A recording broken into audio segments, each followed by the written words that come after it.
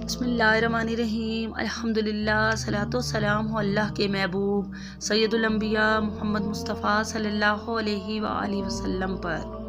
नबी करीम सल्लल्लाहु अलैहि वआलिहि वसल्लम का वो अमल जो दिलों को बदगमानी से बचाने के लिए क़यामत तक के लिए काफ़ी हो गया।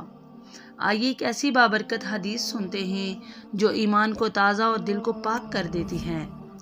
अल्लाह के महबूब ताजदार मदीना सल्लल्लाहु अलैहि वसल्लम इत्तिकाफ में अपने रब के हुजूर झुके हुए हैं।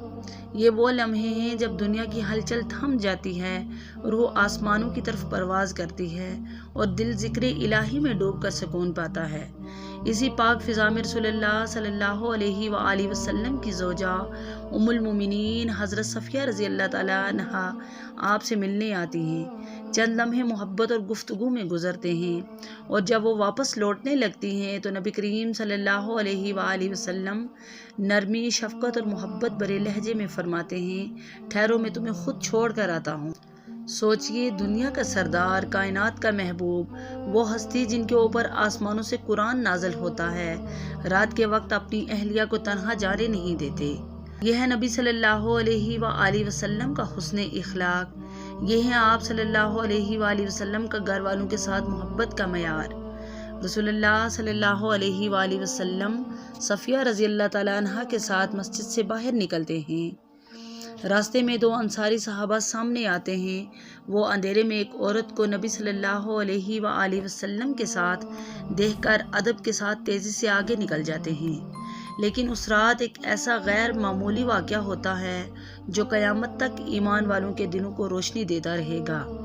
नबी करीम सल्लल्लाहु अलैहि वसल्लम अचानक इन्हें आवाज़ देते हैं, रुक जाओ, ये सफ़िया बिनते हय्यी हैं। इन दोनों सहाबा के चेहरों पर हैरत फैल जाती है।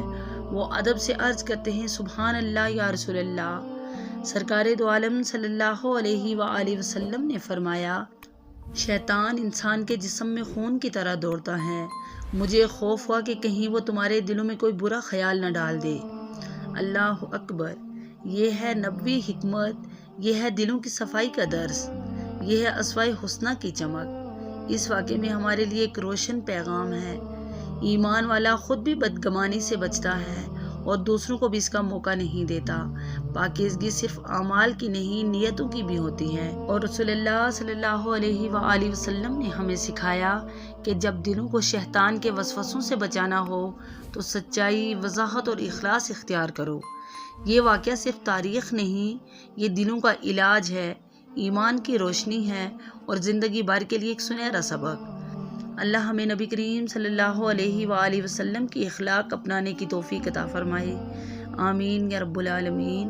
अगर आप चाहते हैं कि ऐसी बाबरकत अहादीस और इस्लामी वाक़यात आप तक मसलसल पहुँचते रहें तो बराए मेहरबानी हमारे सही हदीस चैनल को सब्सक्राइब करें और बेल आइकन ज़रूर दबाएं ताकि हर नई आने वाली वीडियो का नोटिफिकेशन सबसे पहले आप तक पहुँचे। जज़ाकुमुल्लाहु खैर। वस्सलामु अलैकुम वरहमतुल्लाहि वबरकातुहू।